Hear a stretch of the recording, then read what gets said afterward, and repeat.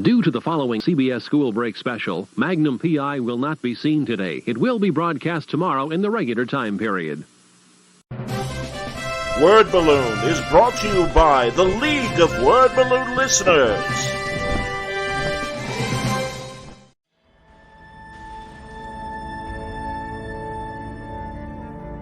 That's, me kind of doing a very light take on the version of Batman I was raised by, which is sort of post-Neil Adams take, which he was doing the year I was born.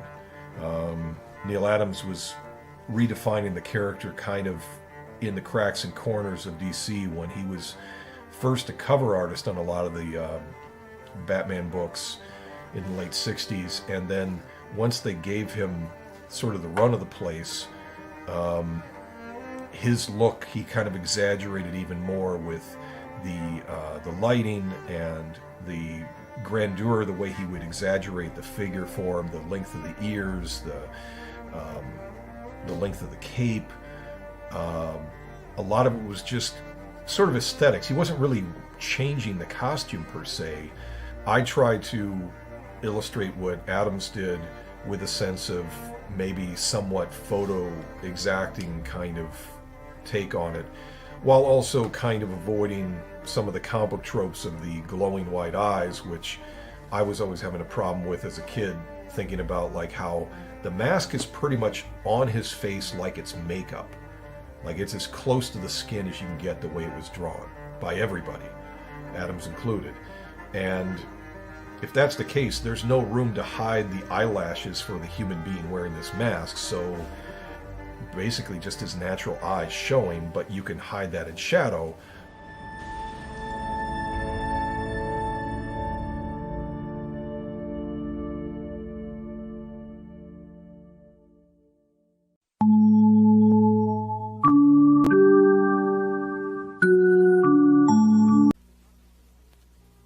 Chico and the Man will not be presented this evening, and the Rockford Files will be seen 1 hour later than normal, so that we may bring you the following special program.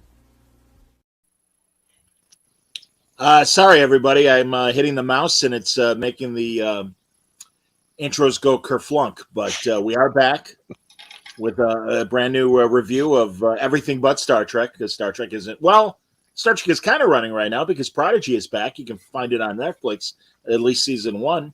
Not sure when season 2 is coming up, but welcome back, everybody. Good to see everybody. We got Wayne, we got Franco, Mitch is on assignment, and you got me. And already in the peanut gallery, my buddy Jason Kim is watching.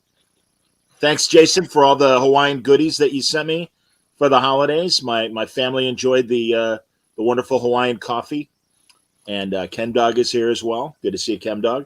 And Mark is here. Mark, we can even start discussing What If Season 2, because Mark has a comment right away, and he says Season 2 is blowing the first season out of the water. I don't know about that, but I like them equally good. I really have enjoyed the directions that Season 2 has gone in, and I still love the first season as well, but it's different in a good way, I would say, Season 2. Yeah, I've only seen... Sorry, Wayne. No, go ahead, Franco. I've only seen 3 episodes so far, and I am loving it. The writing, so good. I love the animation style. Love it so far. Absolutely. No, I agree. And then there's the sort of underlying story that's sort of going to be tying them all together is interesting. That you're saying you don't really see a glimpse of it in the first couple, but they're starting to hint to it later on, like they did with the Marvel Zombies aspect of it in the first season. So it's going to be interesting to see what they do. I think, yeah, the episodes are great. They introduced a new character in yesterday's episode that's brand new to the Marvel Universe. So they're willing to try anything, which is really good for a What If storyline. And I think they're experimenting in a good way of carrying out threads from the movies and the television shows specifically. And that's fine. I mean, I really liked today's episode with Hela and the 10 Rings crossover. Sorry, Franco's minor spoiler. But yeah, and also, Franco, did you see the one where Star-Lord as a kid comes back? The second one, yeah. And I'm always interested in these Avenger teams from different eras, and it was great to see Hank Pym and Bill Foster and the character Annette Bening plays in. I assume that's kind of Marvel in the Yeah, it's Marvel. Yeah. Yeah. No, I and Hope as a kid. Now let me ask you guys a question about this, because the one thing we started talking about before we came on was all the voice actors that they've been able to garner for this, like the original voice actors. Now, is that written in the contract? Because obviously Robert Downey Jr. didn't do his own or whatever. No. But I doubt that this was written into their contracts for the movies that they were in. So I'm assuming this anyway, but the fact that they've been able to go after these guys and get these guys has to be a testament to the scripts being so well written. I would think, but I could be wrong and think that, maybe they do have it in their contract that they have to appear, but I don't know. I'm not sure where their contracts are, but of course, in season 1, thank God we got another taste of Chadwick Boseman as Panther before he passed away, and like you said, Franco, no, the writing's excellent. They really know what they're doing in a good way, and I think, God, I saw Idris Elba in the credit for today's episode, Kate Blanchett as well. Yeah. And I think the sound-alikes are good enough. I feel whoever's doing Iron Man is doing a good job, and I would say the same thing for Steve Rogers in the Captain Carter story. Oh, that was Chris Evans. Oh, was it really Chris Evans? Oh, wow. Wow. Yeah. Shocking. It's Lake Bell that's doing Black Widow. That's right. Yes. Yes. And she's a great voice. She's a great on-camera actress and voice actress. But she's Poison Ivy in she was in one of the Captain America movies, I believe. She was on the boat where they attacked the boat, if I'm not mistaken. Oh. But she was a minor character, because I got a crush on Lake Bell. So me too. But I don't know if you saw that TV show that she had on with Dax Shepard, Bless This Mess, on ABC. I love that show. It was so funny. Yeah. I wanted more seasons, but the ones we got, I'm grateful for, because I loved it so much. Isn't she NBC newscaster Brian Williams' daughter? I believe she is. Oh, I'm not sure. I believe she is. The check can correct me if I'm wrong, but yeah, I know she's great. And plus, they're getting good old voiceover actors like Jeff Bergman, who for a long time did the Warner Brothers characters before the current guy is doing them and everything. And no, the acting is great for voiceover animation. And I never disliked what we got as far as the animation style. Yeah, they're good stories, and it again flies in the face of, everybody's tired of superheroes. They might be, but if you write good stories, you'll get us excited again. It's that basic. It's cool with the Watcher because he broke the fourth wall when one of the stories says, "I don't usually like to go back to something," and that was the Captain Carter episode. Yeah. And hey man, I love the idea of Captain Carter.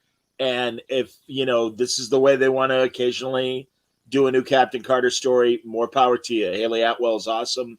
And I like the concept. I do think they're leaning on more female characters this season. But again, I don't care. They're good stories. Yeah.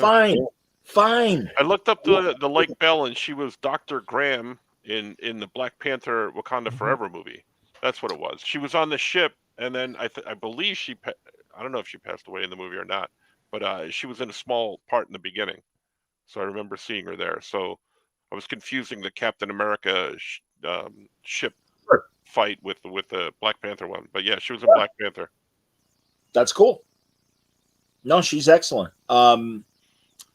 Yeah, I kind of love when we all like something and don't have much more to say about it. It's strange that you can it's the animation. Again, it seemed like with DC animation, it's the writing is always stronger than some of the live action. Yeah. For whatever reason, go back to Rick and Morty. Rick and Morty, the writing is amazing for such a silly concept. Silly, nihilistic. Back to the Future. Nihilistic.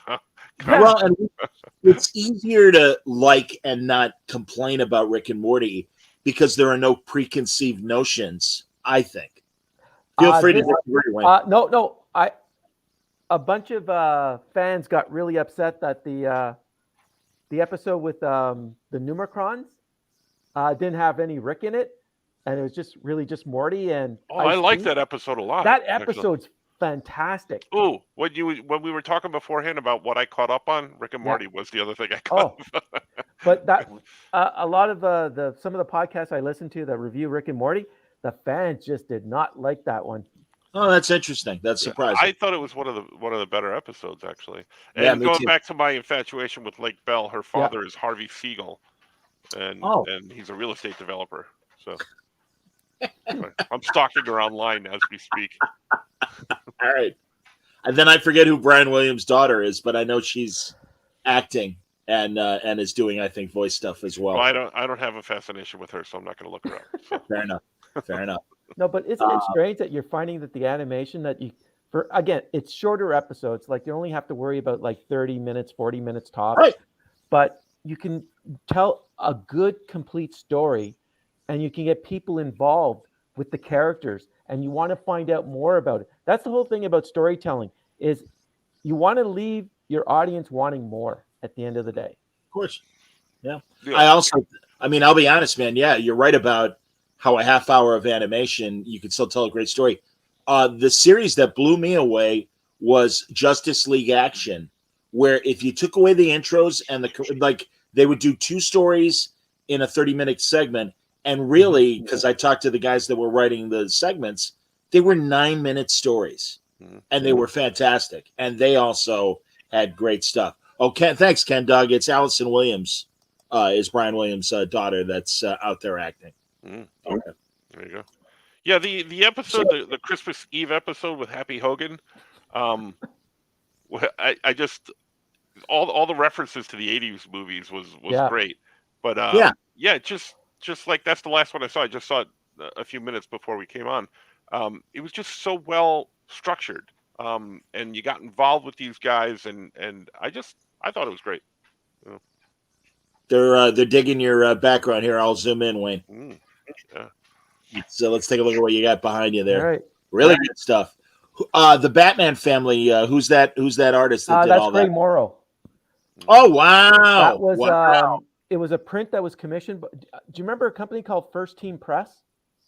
No, but go on. They did a bunch of the Superman prints, the Batman prints when the Keaton movies came out, and they commissioned a bunch. They did a Daredevil print that Gray did, with the Kingpin in the background, and Elektra was in it.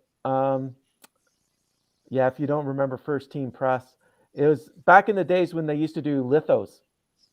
Sure. And this was a print that they commissioned Gray to do, and it was never solicited. So it's an unsolicited Gray Morrow.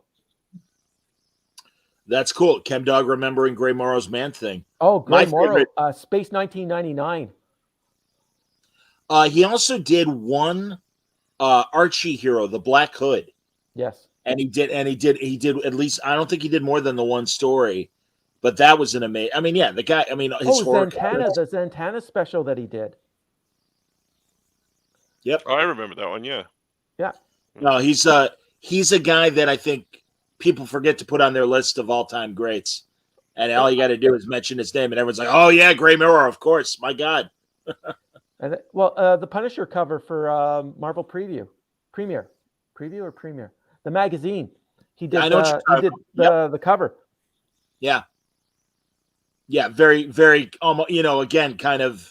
They're different artists, but almost like an Alex Ross kind of. Yeah, like him and Bob Larkin back in the day were the cover artists for the Painted plus Jesco. Yep, and of course Joe Jesco. Yeah. You're right. No, cool stuff. And the Batman statue, whose style is that? That would be based on the video game Arkham Asylum.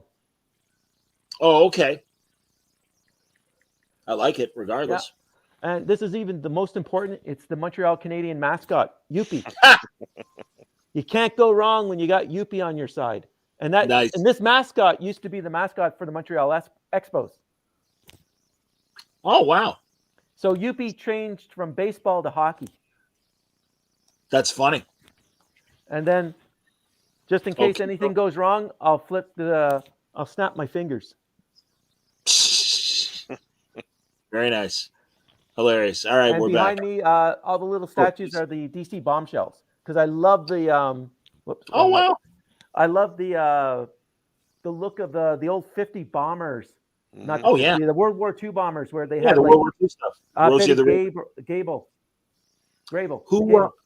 Who's in the bottom row there? The bottom row would be Stargirl. Oh, That's sure. Stargirl. All right, now So I it's see like the. a Yeah, now I 50s see. version of Stargirl. I see the staff now. That's cool. Yeah. I take offense that he does not like my brick background. Well, I like it. Yeah, you're ready to do stand up Yeah. at the Improv. Hey, what's the deal with Ovaltine? Yeah. You should call Round Team. Yeah. Doctor Who Christmas special. What do we think? I thought it started out well, but then it was kind of hokey in the sense of hokey. So I Great. thought it was a good Christmas special Yeah. because it was hokey. It had like a labyrinth feel to it. Yeah, those goblins. Yeah. With the goblins. Yeah, I was hear you. expecting to see the Goblin King. Hey, Justin Gray joining us, one of my favorite writers. Boring and cheesy. Well, I'm with you, Justin. Mhm. Absolutely. I mean, I like Shooty Gatwa a lot. I don't know. I'm of two minds. I do like the fact that unlike the typical first story, the Doctor being kind of confused and not quite ready yet to take over, and then just uncomfortable in his new regeneration over the years. You could say that about certainly Tennant's first one, Matt Smith at least, and Jodie for that matter, and I would say what's his face, the Scottish Peter. guy, yeah, Capaldi. Thank you. But then again, I liked him being in the club and enjoying himself. I thought that was kind of cool. And again, we don't know exactly what time it is from the regeneration to this. That's true. That's a good point. And Absolutely. they did cement the Chimnall era that the Doctor was adopted. Because Yeah, I he know. said it. Yeah, he did mention that. Yeah. Yeah, I know. Whatever. I'm sorry. I still think it's a massive slap in the face to the start of the show back in 63 and William Hartnell and all the creatives behind it. And it's like nobody told you needed to do that. And the fact that he did. And I understand Russell Davies is going to double down. Whatever. Fine. Oh, that's funny. Chemdog. Mavity is still a thing. Yeah. So, but I like the new companion. She's fun. Yeah. It'll be all right. She's quite bubbly. She's like Karen Gillan. That's fair. Very Sure. bubbly. Yeah. Because Clara wasn't bubbly. Agreed with that. Clara's Yeah. more like cute with a little bit of sarcastic cynicism with her. I always felt almost the same origin as Clara too. Her being someone special. That's true. Rose Tyler. I mean, and maybe because they're two short, cute little blonde women. Yeah. But that's the vibe that I got. Was it's another Rose Tyler? So I don't know. But yeah, and also the old women that she lives with, the woman that was in bed and stuff, very much like Rose's mom. Yes. Good wise ass and everything. Can't get a good cupper when you ask for one. Now, We'll see. What's with the neighbor then? Because at the end, like she was all upset about the TARDIS being on the sidewalk, but then at the end she's like, "Hey, ain't you never seen TARDIS before?"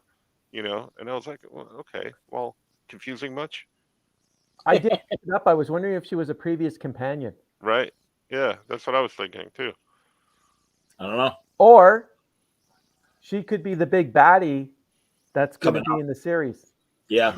Ooh. Because at the end there was the tooth that was picked up at the last of the Tennant specials. Yes. And that looked like a woman's hand, not a man's hand that picked it up. Oh, that's interesting. Chemdog says the woman that played the neighbor is Brian May's wife, Brian May of From Queen. Queen? Oh wow, Very cool. interesting. I did not know that. I That's wonder if Queen is going to make an appearance at some point. Doctor. Ah! We'll see. We'll I see. think. You know what did not expect to start watching, and we don't spend a lot of time on it, but Chucky's a big Percy Jackson fan of the movies, the first couple movies, and so the new he's like, series started, right? Yeah, yeah, I wanna watch yeah, it, and they dropped 2 episodes to start, or there are 2 up there, and it's going to be new every Tuesday. I had no vested interest in Percy Jackson, and I have to say, I watched the first one, and I'm like, this is good. I'll watch this. But isn't that your Greek heritage? Yeah, but that means nothing. You know, Lou Ferrigno made a Hercules movie that I've yet to see. So that's my Greek heritage. Oh, it's one of the best Hercules movies that he made. Exactly. It's like that's one of the best Arnold Hercules movies that Arnold made. Right. I do like that movie for all the wrong reasons. That's a horrible movie, Hercules in New York. And poor Arnold, they dubbed in his voice. Hello, I'm Hercules. Yeah. Hello. Hi, I'm Hercules. Yeah. He did that That is after not Pumping how I Iron. sound. Right? What's that? That was the movie after Pumping Iron? No, it was before. It was like Okay. 5 or 6 years before Pumping Iron. All right. No, yeah. And there's 3 episodes out for Percy Jackson. Oh, good. Oh, I didn't know there was a new one. Okay, good. But yeah, I'm surprised. I really liked it. It's funny. The kids aren't too cute. They're very normal in terms of their dialogue and personalities, and I'm like, all right, because again, man, I'm old.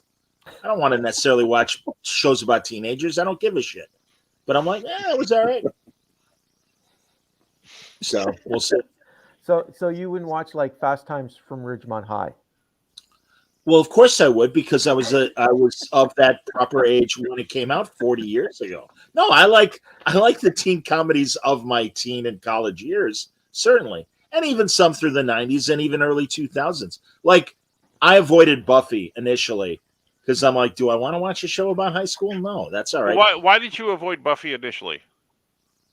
I just said because I didn't know if I wanted to watch a show about high school. But my boss, who's a few years younger, he's like, well, at the time, Buffy and Angel were going, and this is right before season 5 of Angel. And he goes, I think you'd like Angel. So I tried Angel, and it was the 5th season, and I really liked it. And he's like, well, if you like Angel, you may as well watch Buffy. And I'm like, yeah, you're right. All right. And I got into it. So, the reason I didn't want to watch Buffy is because I remember the movie, and I disliked the movie a lot. It had some cool stuff, but ultimately I disliked it.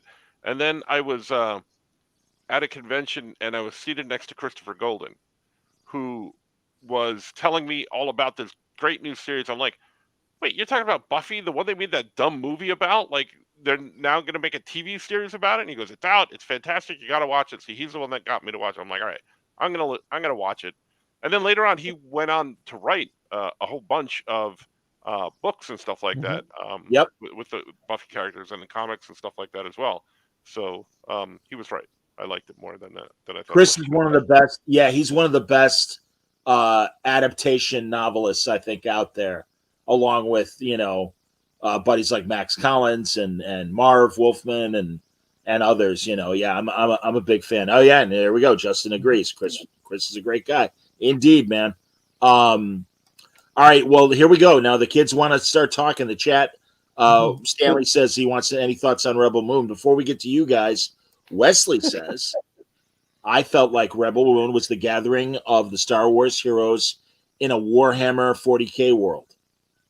Interesting observation. But you guys, I will confess, I do want to see it.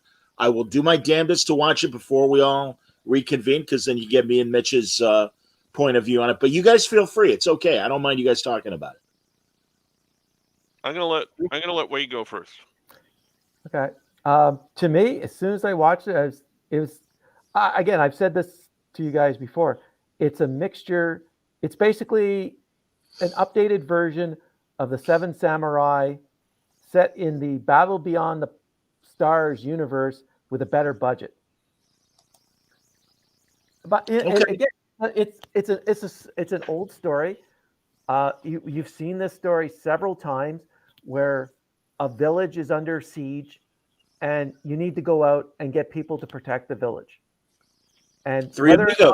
whether or not it's in feudal Japan or in the outreaches of an outer rim planet, it's the same Yeah. story that you've seen over again. But it's interesting, and I thought I could see the elements of the Star Wars aspect that Snyder had, because this was basically a repurposed script or a That's what repurposed I've heard. idea Yes. that he had for Star Wars, and you could see the elements of Star Wars in it.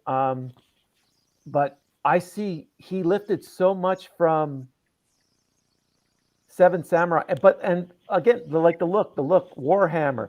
I've heard Dune as a comparison for the look of it.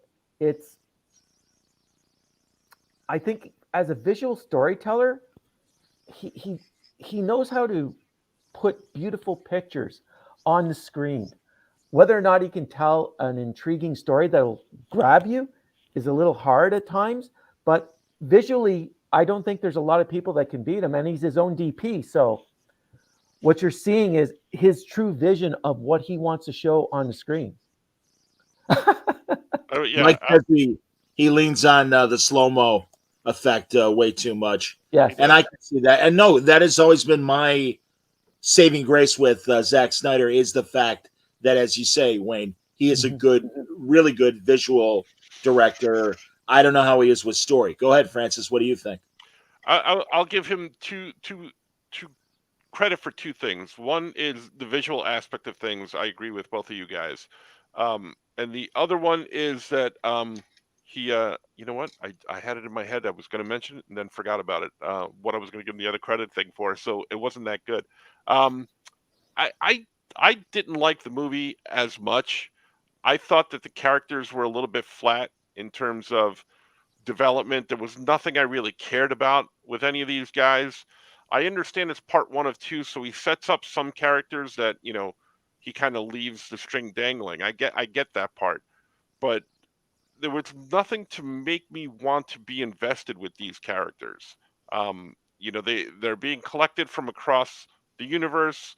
I get that, the Seven Samurais thing. I get that, but I have no empathy or feelings or urgency with the lead character, any of the characters she picks up along the way. Whether they come or go, I don't care. It just really didn't do anything for me in terms of that. So I don't know what else to say about it. I agree with Franco. Like you're not going to get invested in any of the characters because there's nothing to get invested with. It is strictly a visual feast to your eyes, as opposed to trying to. What if makes you want to find out about the characters, makes you want to know more about the characters, where you don't have that same feeling watching Rebel Moon because it's something you've seen before, and there's nothing there to really grab you. Even her backstory, Kara's backstory. Cora. Yeah. It feels forced. Yes. Yeah. Okay. Couple comments from the chat. Justin says, I feel like Zach is the director version of a talented chef who loves fusion cuisine and can play like no one else, but has no palate. And then Wesley says, yes, if he could only direct but not write the scripts.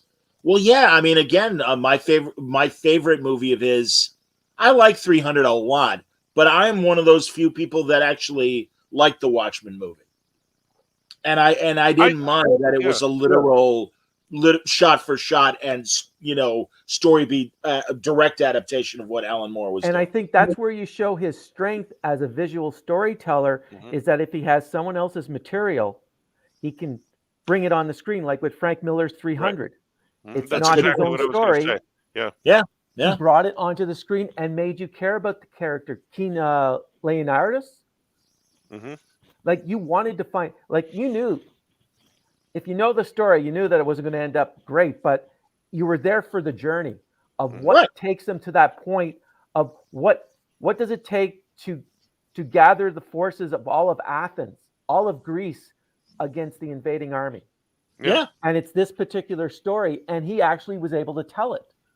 Well, yeah. Well, but also Mhm. because he was pulling it straight from the comic, you were invested in what happened in his town. You were invested with his Mhm. wife. You were invested with his kid. You know that there's a price to pay, if he falls, and you were vested. I wasn't vested in anything in this movie. Visually, great. Script wise, nah. Yeah, because the incident that was supposed to help you become vested in in the hope of this village into protecting it, it was okay. It's a scene you would have seen in The Equalizer. No. Yeah, there was just no substance to Like, it. Yeah. yeah, no, there was nothing, and there was nothing to actually show why this would have occurred, because there was nothing given in the character that would have given you the idea that she would do this particular thing. I don't want to say what it is, so if you haven't seen it, but she does something, but there's nothing that you've seen prior to that that would give you the idea that, oh, she would step up in this particular circumstance. Yeah, people are commenting on Franco's brick wall that looks like he's waiting for the firing squad. Hilarious. Justin, again, like Sucker Punch, gorgeous looking movie I couldn't care less about. Well, that's it. And I'm just curious. I didn't see his zombie movie. Oh, Name any of them. he did Day of the Dead. Yes. That's what I was thinking of. Yeah, that and was if you good. did a previous one, I forgot. And then but Army of the Dead was the Netflix series. There you go. Yeah. Well, that's the thing. It's like, so I guess he does have a obviously direct Netflix deal. God, I just read that John's one of his Ghost Machine concepts is getting a look from Hollywood, which again doesn't surprise me. Geiger, I believe, maybe. I think Geiger was already there, but Ghost Machine is their the publishing imprint, isn't it? Yeah, but I think Geiger is the one that's being looked at for movie. And there's TV a big push for Ghost Machine because all of them are showing up at MegaCon at the end of at the beginning of February. Yeah. Okay. That's cool. Well, that I knew as far as the creators, not any Hollywood connection to Jeff, but all the he's MegaCon and the other Fan Expo conventions. Jeff signed a big deal with them. They're going to be in Chicago as well while we're all in Connecticut. So what are you going to do? I'm bummed because I love seeing Jeff in person, and I don't know if Hitch is coming along or not, but I think he might be. I got to check in with Hitch and see what he's doing. But we've done word balloons video and stuff, so we've certainly seen each other per se. But I would love to hang with Brian Hitch one-on-one, because he's a great guy. He's going to come on next week on Word Balloon, talk about some of the new stuff, and I'm sure he's going to be talking about his Ghost Machine stuff. So I'm going to get Francis back too, our buddy Francis Manipal. I like him. I know that. Yeah, we're big fans. Yeah, Brian's doing the tour with him. Yeah, that's I'll see if he's doing every city or just a couple. I'm not really sure, but yeah. Bummer.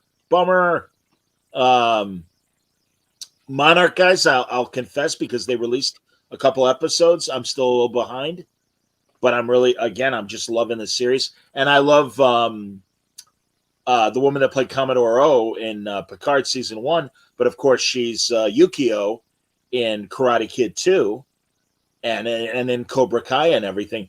And I didn't recognize her as the main woman's mother in the San Francisco episode. And I'm like, wait a minute, that's what's her face, Tamlin, whatever her name is. She's got an alliterative first name and last name, and she's in the pilot for Babylon 5. She was the original first officer before Susan Ivanova. So I'm a big fan, and I do kind of like that she's so into doing genre fiction and everything. I think that's great. They're definitely world building with Monarch, and you're seeing, especially if you watched it all, you're seeing how an organization that had some pure ideas of how to deal with the Titans gets corrupted later on. So yeah, it's really interesting. It's interesting to see what Kurt Russell is going to be doing, because He's definitely his own man. No, I'm too behind, but I've really enjoyed what they've done with the character. I love when Wyatt plays him in flashback. Um, I mean, I really went from having no interest at all in any of the new Godzilla or King Kong movies to really loving this series. And I know that the next movie is coming out in the spring. Have you seen the trailer, the latest trailer to the next movie? Okay. Great. There's one particular scene in it. Do you remember Baywatch when they're running down the beach? Mhm. Sure. Okay.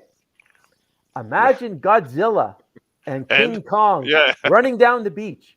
And no, yeah, like that. Uh-huh. Now Godzilla's running like this. It is Yeah. horrible. Interesting. Oh my God. Like I've liked the legendary films so far. This one,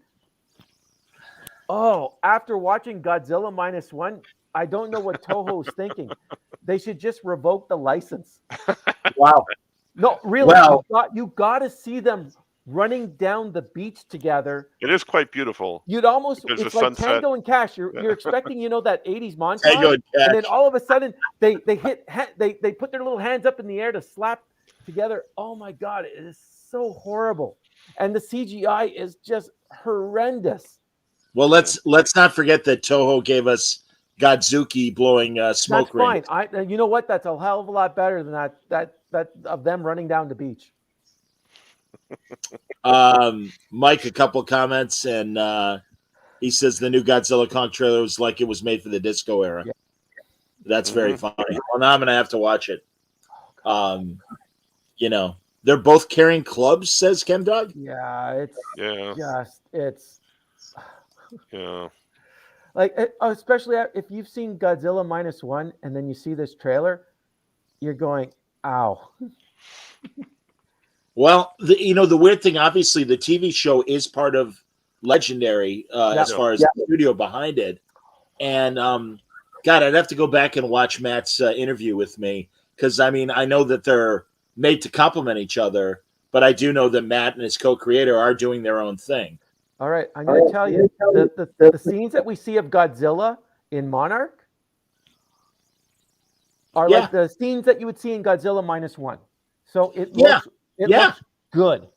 Not just from the CGI point of view, but from a characterization point of view of the giant lizard, of the guy in the lizard suit. Well, and again, the Titans in general, I think, are being handled quite well in Monarch. Yeah. But that latest movie, I don't even know if I want to see it. Oh, we have to. We have to. I know I have to. It's one of those that, man, do I really want to see this and get so disappointed? That's interesting, too, because I think the show is doing so well, the TV show internationally, that they're guaranteed to be doing a second season if it wasn't already within the deal. When it wraps up, Matt and I are supposed to talk. So we'll be talking in January, I would imagine, unless his schedule doesn't allow it. But no, that's pretty much a done deal that he'll be back to review the entire season. So, Justin says, the 54 Godzilla movie and -1 are completely different from all the other lore. Absolutely, man. No, and that's why I've always trusted in the Toho product. I've said before in previous shows, Justin, that my one of my good buddies in radio, my buddy Russ Matera, is a massive Godzilla freak, and in the 90s would get bootlegs of the new Toho stuff, and he would show them to me and stuff, and he's like, this is still a great franchise, and it's so cool that the Japanese really are, even though it's a guy in a rubber suit, that these are still really good movies. So, what are you going to do? ChemDog, I'm glad you mentioned this movie. Iron Claw, isn't that what it's called? Iron Claw. The wrestling movie about the Von Erichs. It's funny. I wasn't interested until I found out that it is about the territory era of wrestling. And that, God, that's the shit I grew up with. And I don't dislike, I'm not a fan that I'm watching every week, AEW and WWE. But again, my buddy Chuck is a massive fan. So occasionally I'll go to visit and catch a good portion of the broadcasts and stuff. And it's fine. But to me, the territory years, I I got to be friends with Bobby Heenan before he passed away. And anytime we would have lunch or dinner, I'm like, tell me everything. Because I was fascinated by that era. I saw Bobby Heenan fight Mad Dog Vachon in a weasel suit contest where the loser had to wear a weasel suit. And of Yeah, course, that was his nickname, and you Weasel. know Bobby was going to lose. Of And course. so Mad Dog puts him in the sleeper, knocks him out, and then stuffs him into the weasel suit. That's fantastic. No, Bobby is one of the fastest, funny guys. And he said one of his badge of honors was a bunch of the WWE, when it was still WWF, stars did the Jerry Lewis telethon. And, you know, a lot of the big guys just did not know what to say. And Bobby was cracking wise the whole time. And when they cut away to the local stuff, Jerry Lewis is like, thank God this guy was on stage, pointing at Bobby. And he's like, you're a very, very funny man. And it's like, you know, fucking Jerry Lewis. Jesus Christ. That's amazing. So, yeah, pretty cool. Yeah, what's he done lately? Well, he's dead now. Oh, yeah. So, oh, that's interesting. Ken Dog says he was lucky enough to see Andre the Giant at the old Boston Garden. That's cool. I saw him when he was the giant Jean Ferret back in Really? the 70s. Oh, that's awesome, man. Because that's when he came over to Canada, he was the giant Jean Ferret. Sure. Hilarious. What else can we talk? Again, I'm a little behind on For All Mankind, but I'm absolutely loving it. I still have to watch, and I read that they wrapped up Slow Horses on Apple, and I still have to watch the new season. But that's one of my favorites. I will make my appeal once again for Blue Eye Samurai, Yeah. which was fantastic. All 8 episodes, so good visually. Just amazing animation.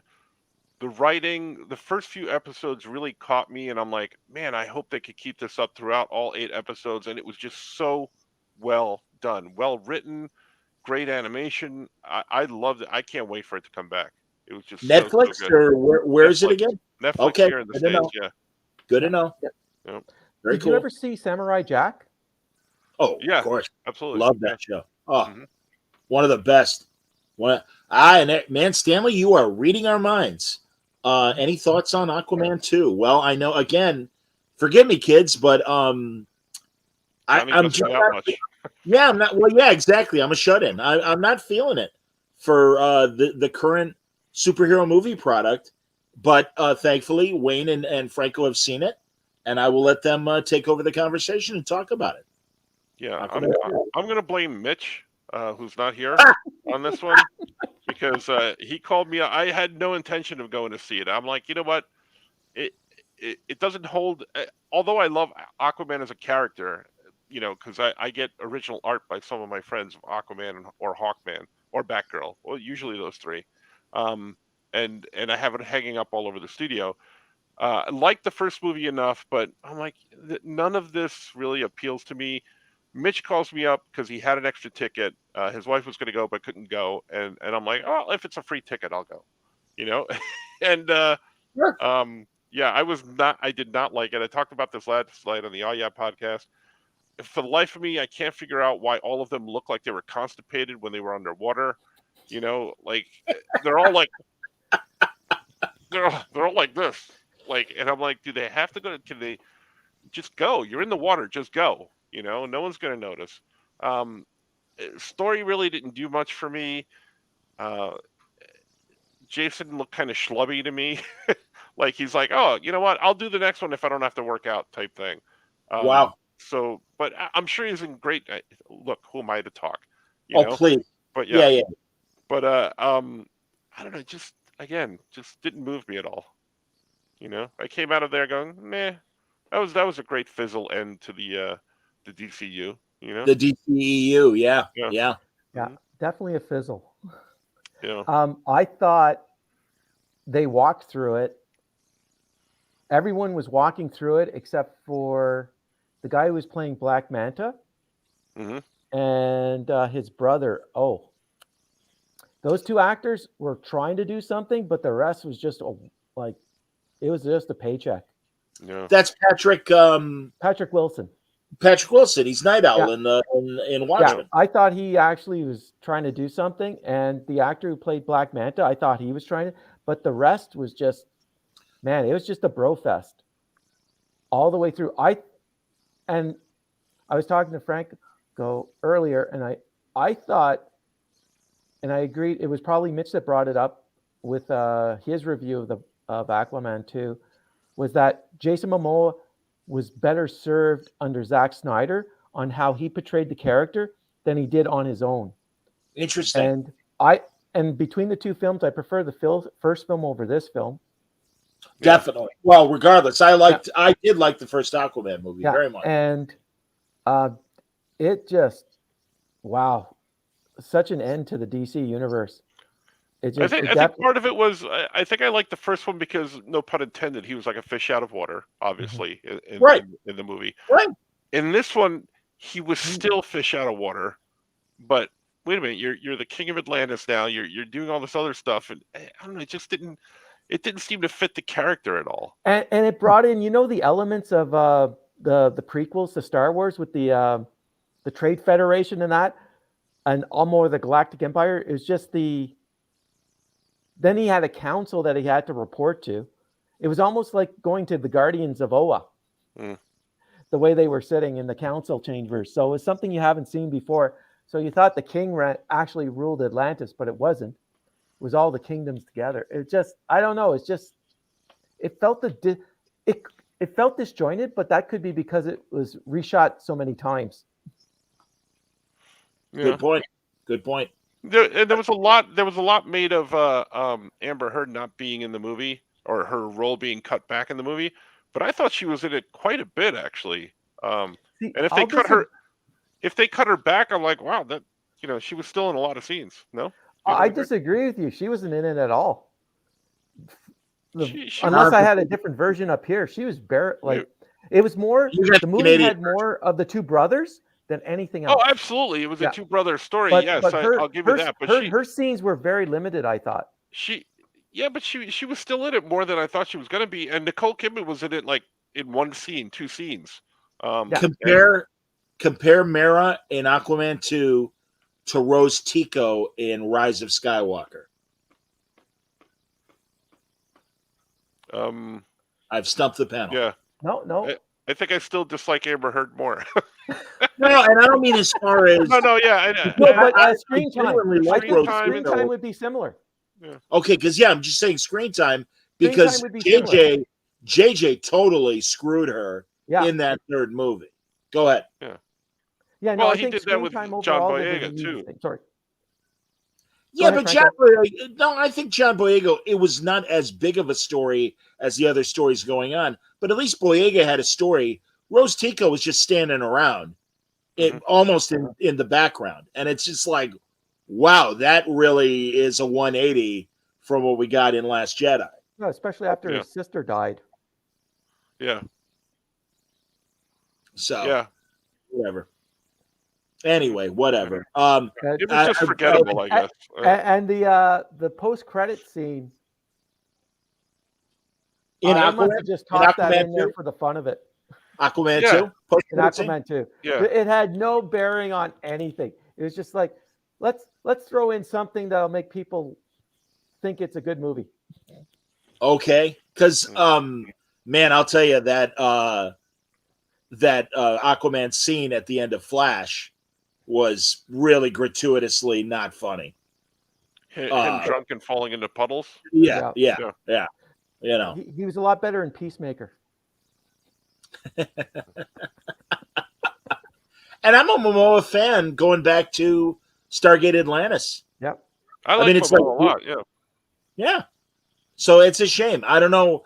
I still would like to see him if James Gunn is planning on casting him as Lobo. I can't think of anyone else that would make a better Lobo than Jason. Know what? Go ahead, Franco. No, go ahead. What were you going to say? I was going to say the way he played Aquaman, it felt like Lobo. Sure. Yeah. It is a Lobo-esque Aquaman. Well, I think those rumors started because I heard an interview with him where he went in to audition for some stuff. I think if I'm remembering correctly, I think he auditioned for Superman. And he's like, I'm not getting this. I don't even know why I'm here, type thing. And then he auditioned, and then he wound up getting a call back, and he's like, all right, I'm going to be Lobo, basically, in his head, because he used to collect comics, and Lobo was one that he collected, and he identified with it. He goes, I kind of look like that. So when he got the call, he came back and he's like, are you shitting me? Aquaman? That's who you want me to be, type thing. So I think that's where these rumors are coming from, but I don't know if there's any real credence to anything of him and Lobo. But I would love to see it, but I don't think that's going to happen, really. I will say, everybody, if you want a great Aquaman story, and I forget where I read this, because maybe it was Bleeding Cool, where they're like, why isn't there a current monthly Aquaman series? No, there's not. However, our good friend Gabe Hardman has a great 2-part story in Brave and Bold at DC, and it's absolutely an Aquaman story. Batman's not a guest star in it. There are interesting other DC Universe characters in the story. And it started at the beginning of December, and I think chapter 2 is going to be in January. But I read it. I read the whole thing. It's a third. I mean, ultimately, when it's all said and done, it's a 30-page Aquaman story, and it's fantastic. So there you go. Like if you're the Jones, miniseries that Craig Hamilton drew. Oh, sure, with the blue 100%. and white costume. Yes, me too, man. That's one of my favorites. Hey, and now I'm blanking. God damn it. Creator from Will Pfeiffer, and he did where San Diego was underwater, and it was Sub Diego. That was a great run. I loved Kelly Sue's run on Aquaman during Bendis' Superman era. I thought that was really good. No, there's been over the years, Peter David did a great Aquaman run or miniseries of some sort back in the day. Did he do the Atlantis Chronicles with I Esteban Dorado? Wasn't Peter David the one who took the hand away? He might have been. That I don't remember. Yeah, he's the one but who took the hand. Yeah. Whether you want, Tab Hunter looking Aquaman or rough and ready, long hair, no hand Aquaman, I think when they do give it to the right creator, even going back to Steve Skates back in the 70s, and everyone always, oh my God, he killed Aqua Baby. And it's like, yeah, and it was a great goddamn story. Of course he did. Those Aparo issues, amazing. Yes, exactly. In Adventure Comics. Yeah. And also, both the regular monthly adventure and the dollar-sized adventure. Mm-hmm. Yeah. So, okay, ChemDog confirms that it was Peter David that lost Arthur's hand. And Now My Name says, yes, Peter did the Atlantis Chronicles. So there you go. Yeah, and I agree with Not My Name saying as well that has anyone learned their lesson? Turning these characters into comedic buffoons never works. Iron Man 2. When Tony Stark's drunk and stumbling around the stage and stuff like that, it's like, yeah, okay, whatever. I mean, and I do think that he brings the right level of humor with Tony Stark, but again, writing, kids, it's that simple. Yeah. Again, I just because I know you guys aren't really watching For All Mankind. Wow, what a season! Oh my God, and it's awesome because they're showing astronauts working in space beyond a spacewalk to fix the space shuttle, which we obviously get in real life. But because of the way the alternate universe has progressed, the sophistication behind these missions are just incredible. And, they made it to Mars last season. It's all about Mars this 4th season. And it's, oh my God. It's the exploitation of space. That it's not going to be governments that's going to exploit it. It's going to be corporations. Well, but it is it is an international politics story because they have the corporation Helios competing with the Americans and the Soviets. But really, at this point, they're all working jointly. But again, no treaty between countries lasts forever. So there are some other international incidents that are straining the relationship. And by the way, Daniel Stern from the Wonder Years, the adult voice of Kevin, and of course one of my favorite early 80s movies, Diner, and so many other great movies over the years. He is the NASA administrator this season. and man, he is great. I mean, his voice has gotten a little rougher over the years. Like you could easily see him and not realize it's adult Kevin Arnold, but it is, and he's fantastic. And the regular cast is Joel Kinnaman, the guy who played Rick Flag in the Suicide Squad movies, and he was RoboCop. of course. Yes, new RoboCop. He's so great in it. Still, the entire cast, top to bottom. I can't gush enough. I'm like 2 or 3 episodes into season 2, so it only gets better, Francis. It only gets better. Have you guys seen the trailer for ISS? What is ISS? ISS is the International Space Station. So what happens is, on the International Space Station, you have the American team and the Russian team. All of a sudden, World War III breaks out on Earth. Oh, go on. And then what you're seeing is you see the nuclear clouds and everything, and then the American side gets a message to take over the space station. So then it's, how do these two competing governments fight over this one piece of land property left? Yeah, that's because when you look down on Earth, there's not a lot left. So when is that coming up? I think it's next year sometime. And it's a movie. It's not a series. It's a movie. It's called, and it's literally just all the title is ISS. ISS, yeah. Because you just described the plot to one of my favorite sequels. DEFCON 4? No, 2010. Okay, but there's Roy also Scheider? DEFCON 4 too. Oh, okay. Because the Roy Scheider, Helen Mirren movie. Yeah. It's so, if people haven't seen 2010, it goes from the ambiguity of the original 2001 film to a very matter-of-fact sci-fi sequel in 2010. But that said, God, Bob Balaban is great in the movie. Third Rock from the Sun lead. John Lithgow. John Lithgow and Balaban are part of Roy Scheider's crew. They are hilarious and great dramatically. Like I said, Helen Mirren in the mid 80s, an unsung role where she's incredible. She's the Russian commander.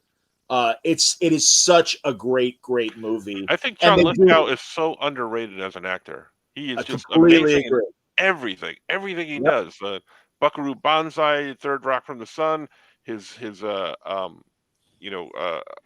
serious roles, just amazing.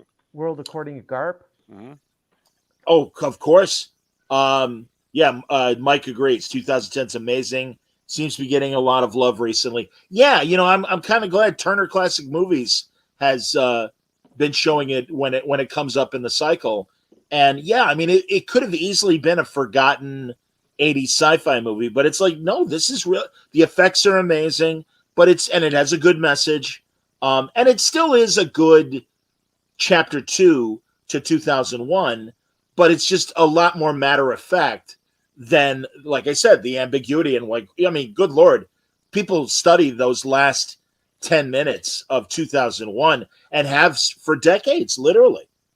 So, what was it? Oh, Matt Garcia disagrees with you, Wayne. He says Josh Keaton is voicing Steve Rogers in What If. I thought I saw Chris Evans' name in it. I don't know. I could be wrong. Oh, that's funny. ChemDog just was watching the Manhattan Project with Lithgow from '86. Mm-hmm. So, yeah, good stuff, man. And yeah, I'm a sucker for Roy Scheider. I've always been a fan of his. So, and he's with the exception of Blue Thunder. I love Blue Thunder. Blue Thunder's a fantastic movie. Uh-huh. Catch you later. No. But I was going to say my exception, unfortunately, is Sequest. Sequest kind of sucked. Sequest kind of sucked. Sometimes and even Roy Scheider, after a season, it's like, get me off this show.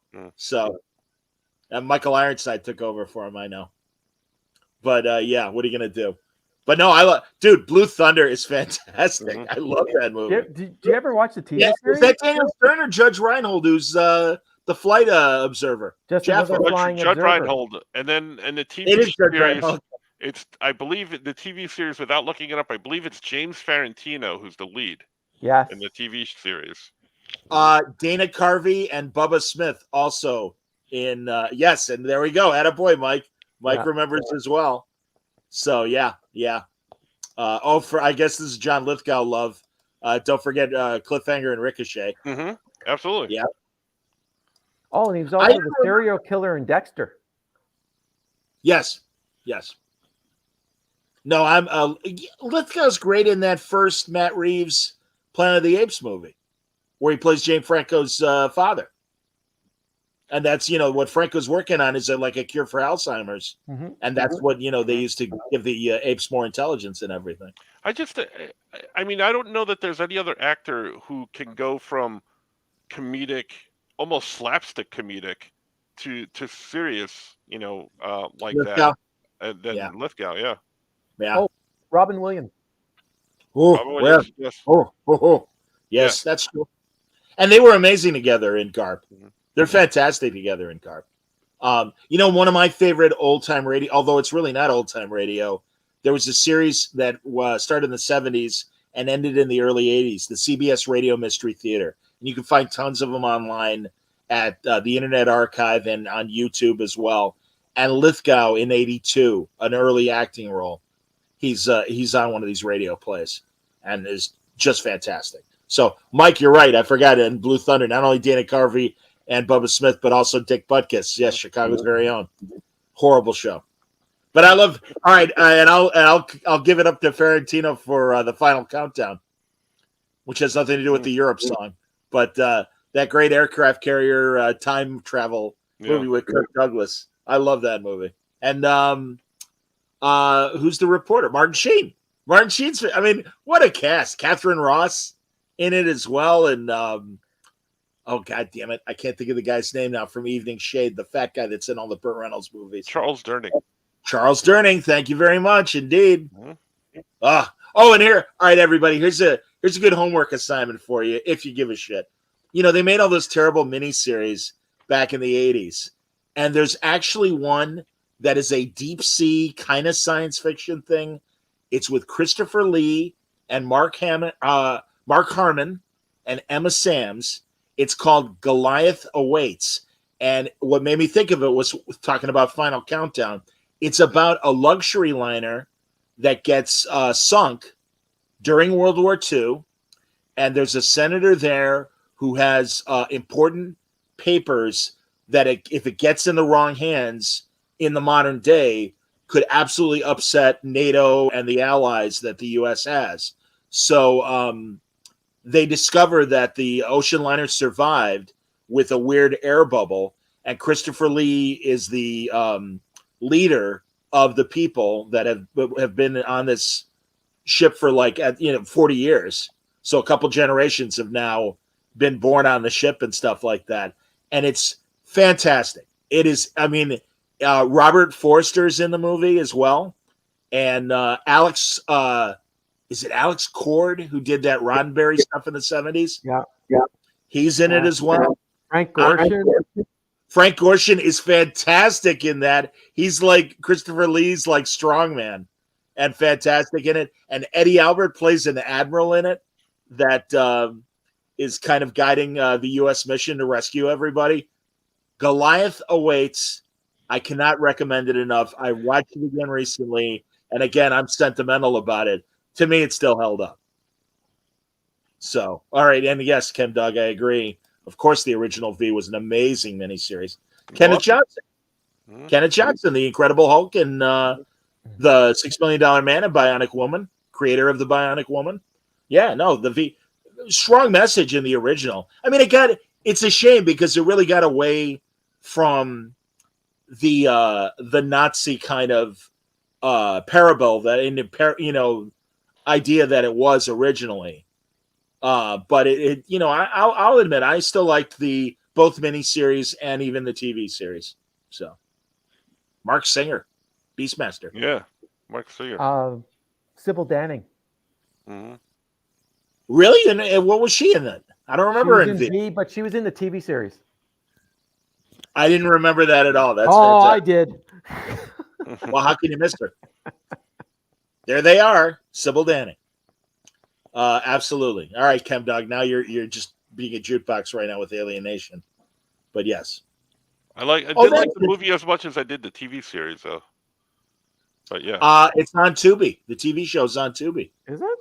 So yeah, if people are missing it, absolutely. And Mike Jones, interesting observation. He says Mark Harmon should have been Hal Jordan in an '80s Green Lantern movie. That's interesting. I could see that. I always said that if you're an All My Children '80s fan, the character Tad was played by this guy Michael Knight. Michael Knight looked like John Romita drawn Peter Parker. He was in a great series called The Pretender. Michael I Knight, remember that. really? Yeah. Yeah. Cool. I had speaking of All My Children, I had lunch once with Susan Lucci. Ooh. That doesn't suck. No, She's a beautiful woman. yeah, I was in this little dinette shop, and she came in and had lunch at the table next to me with somebody. But yeah, in my version of the story, I had lunch with her. I was going to say, did you slobber all over her? Can I borrow your ketchup? I love you. It's really cool because she's in real life. She's literally this tall. Yeah, I know. She is very tiny, but well proportioned for a tiny person. Yep, that's hilarious. I loved All My Children. I was a sucker for All My Children. I'll admit that. All right, kids. That's more than enough. I think we've. Someone asked earlier in the chat about Reacher. If we've seen Reacher. So Oh, excuse me. Thank you. Yes, please, Wayne and Franco. Gush about Reacher. I just want to know what he's on because he looks so big. Yeah, he looks great. I don't even know how he can move. Well, he was, of course. He moves a lot like this. He was Hawk in the Titans TV show. He was also Aquaman in Smallville. Smallville. Yes, that's right. Indeed. But yeah, that's funny. Mike thinks he's on the juice, so I don't know. Yeah, he does look a lot bigger from first season too. Yeah. Jeez Louise. He looks bigger than when he was Hawk. Yeah, like he's put on. Oh yeah. It's like getting back to wrestling before they started testing people. Some guys were really big. Yeah. Oh sure. So well, I know some professional football players that when they were playing were Titans. I mean, they could easily stand next to Godzilla and you'd think, all right, there's another giant monster. And then they became radio broadcasters and they are like beyond shrunk. I mean, it was insane. And I'm glad they're off the juice because they're nice guys. And I'd hate to see them, die the way Lyle Alzado did when he overjuiced and everybody like that. So, yeah. I've been liking the second season. I'm not expecting much. It's a whodunit. I wasn't expecting much from the first one. I just like watching them beat people up. Yeah. Well, I read the books, and we were talking before we started the show, and I know when Tom Cruise made a Jack Reacher movie, everyone's like, "No, man, he's supposed to be a giant." Yeah, put another Tom Cruise on top. He did too. That's right, he did too. Put another Tom Cruise on top of Tom Cruise, and maybe you got Reacher. Exactly. Yeah. Like when little kids pretend to be adults and they get the long trench coat. Yeah. And one standing on the other's shoulders. Classic Little Rascal tactic. Absolutely. Oh my God. All right, kids, there we go. And that's all right, Ken Dog, I'll give you this because it bummed me out too. And I actually have a story. He was sad to see that Tommy Smothers passed away. Yeah, but 87, that's a good run. I think if you make it to your 80s or older, it's like, all right, you did good. And I think they were touring last year. And they had to end the tour because they found out he had brain cancer or something like that, I believe. Oh, I didn't know he had brain cancer. I could be wrong, but I know that they stopped the tour because he wasn't feeling well. Okay. I saw it, Dick and Tommy in the 70s, late 70s, and they did they opened for Joan Rivers. That was the double bill. And it was in this theater in the round, and everyone was really slow to get to their seats. And all of a sudden, Tommy comes on the PA before the show starts. And he's like, "Hi, everybody. It's Tommy Smothers. Listen, we're really excited to talk to you. And we can't wait to, get the show going. So please, I see people still milling around. Please get to your seats because we really want the show to start." People basically ignored him and still were talking in the aisles, taking their time to get to their seats. So, A minute later, he comes back on the PA and he just goes, "Move!" And everybody lost it and started laughing. It was so classically Tommy Smothers. It was fantastic. I'm a massive, massive fan. They were subversive, and the guys that they gave writing opportunities to. Bob Einstein, Super Dave, was an early Smothers Brothers writer. Steve Martin was an early Smothers Brothers writer. Rob Reiner, another one. And you wouldn't think of him as a comedy writer, but if you remember the instrumental from the 60s, Classical Gas, Yeah. Mason Williams was actually a very talented comedy writer as well as a folk guitarist. And he was also a comedy writer on the Smothers Brothers show. Before we go, I was wondering, have you guys seen One Piece yet? I have not. No. It's on my really list that good. I'll never get to. Yeah, it's one of those things you'll never get to. But if you like it, it's very faithful to the manga and the anime. Good to hear. And the characters are great. Like it's one of those ones that is universally accepted as a good adaptation, a live adaptation of the original source material. There's, we were singing off the air, Wayne, and you're right. There's too much good TV right now. And, there was I don't know if it was up in Canada, Wayne, but there was a streaming channel that didn't make it called Performance. And Fox backed it. And a lot of their stuff now is on Amazon Prime. And if you remember from Office Space, Rob Livingston, he had 3 seasons of a show called Loudermilk, where he is a substance abusing rock critic who has joined a 12-step group program with his church, and it's all about his personal life. And Will Sasso from Mad TV plays his best friend, and it's this really, really funny show, but it's like from the mid-teens, and I would have never seen it had it not just come on Amazon, and it's fantastic. And again, and I'm like, oh, I like Rob Livingston, I like Office Space. Let's see what he's doing. And of course, he played Barry's dad in the Flash movie, unfortunately. From Office Space, it's just when they cut the cake. I'm not going to get a piece. And he focuses so much on trying to get a piece of cake. Well, it's the only thing he's got in his life, yeah. Stephen Root's fantastic. God, yes. I was told. His red statement.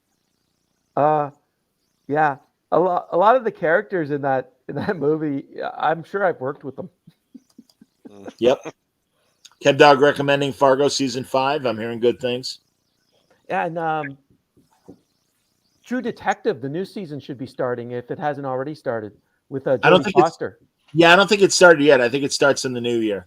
But yeah, and isn't that, man, I always kind of pick on her because about 8 years ago in the mid-teens, she was complaining about how movies suck now and I don't want to get involved in anything. And it's like, then Jodie, do a TV show. Because if you're looking for in-depth characterization, it's happening on TV. So jump over. It's not an in-depth character that she played, but Hotel Artemis is really fun to watch. Okay. Dealing with a crime-supported hospital during a war zone, like a war happening in the city where crime is going out of control. And she plays the doctor nurse that's in charge of it. Has also Batista in it, Dave Bautista, as the nurse, which is funny. Is this our last show of 2023? Is there any list or anything of great stuff this year? I mean, Only Murders in the Building comes to mind immediately. All the stuff that's been dropping in November and December would be on my list. I love Julia on Max. I think that was an amazing show. As I've said, I love For All Mankind. I think Gen V was excellent. Yeah, a lot of good stuff. Anything you guys want to add to that? Minus one. Like, I can't say more about. You care about the characters, like we talked about earlier. When you start caring about the characters, then you have a good story. You have the writers know how to suck you in. Understood. And certainly Monarch would be on my list. Mm-hmm. Yeah, I would go with I would go with Blue Eye Samurai. Definitely, I loved that show. And something off topic that we don't talk about a lot is Ghost, the CBS Yes. comedy. I love that show. It's 2 seasons. Can't wait for the next season. But on CBS, they just brought over the Ghost UK show that Oh, they're showing. cool. But that's wonky. Like, there's only 6 episodes in the first season, a couple Sure. episodes in the second season or whatever. But I just got through the first season of that, and it's fun. But I like the U.S. version better because I can almost see what they did in the UK show, and then said, okay, well, we need to fix that when we when we do the U.S. show. So I actually like the U.S. show better. Sort of like the difference between The Office UK versus The Office US. Yeah, I didn't Yep. watch the UK Office because just didn't want to, and didn't watch the US one because it just irks me. I can't stand. I love Steve Carell. I just can't stand his character. It drives me nuts. Same Have you- reason. Johnny and I have talked about this before. I cannot watch Curb Your Enthusiasm. I can't watch it. It just triggers me so much. I just can't. Oh, you know what else is starting to trigger me? Because since we're on this topic, started watching The Bear with my wife. I'm Okay. 2 episodes in, and I'm so anxious watching this thing, but also because I grew up and worked in restaurants all my life, it's doubly so. Because my wife is like, "Oh, this is making me anxious." I'm like, "You don't understand. This is making me even twice as anxious as you because I actually Totally work in agree. restaurants." So, So- it's Bendis and I were talking, and I hadn't seen The Bear yet. And I'm like, man, Only Murders is so good every season. And he goes, The Bear is the show Only Murders wishes it was. And I'm like, and then I watched The Bear, and I'm like, totally different shows, dude. Yeah. Mhm. Totally different shows. Yeah. So, next time I talk to Brian, I'm going to have to at least, Yeah. talk to him about that. But no, I mean, again, you're right, Franco. And that's the cool thing about The Bear. Man, they get that lunch counter restaurant vibe. And you and I both have, our places were sit down places, but still. I was at a counter, pizza counter, and Me too. no, no, but No, that's how my dad trained me, man. I was on the carryout counter. Absolutely. Have you guys ever seen it's the UK and the American versions of Being Human, dealing with a vampire, a ghost, and a werewolf living together? Yeah, I remember it. I didn't No. watch it, but I remember it. Yeah, and a lot of times those American adaptations don't work. I love from a sitcom standpoint that we had friends, couples or coupling. Stephen Moffat's show before he was doing Doctor Who was based on Friends, but it was its own thing. And then they tried to do an American coupling, and it sucked. Or God, in the 70s and early 80s, the times they would try to do Faulty Towers, one of them with B. Arthur, basically in the John Cleese role, and it's like, no. And I remember they did do a U.S. version, right? Yeah. Yeah, and then they did one as well, a second version, where it was Betty White and Harvey Korman as the husband and wife that ran the little hotel and everything. So, yeah. Crap. And then we know that Susan Plachette should wear more sweaters. Classic. One of the best endings to a TV show ever. I agree. All right, there you go. That's what we had for you today. Mitch will be back, and like I said, I'll do my damnedest to watch Rebel Moon so we can get more into it. But by the next time we all reconvene, we'll talk about the other What If episodes that we missed, and a lot more. And I'll do my damnedest to catch up and be caught up on For All Mankind, which I'm sure is ending soon, and everything else. So, thanks for watching. Thanks for listening.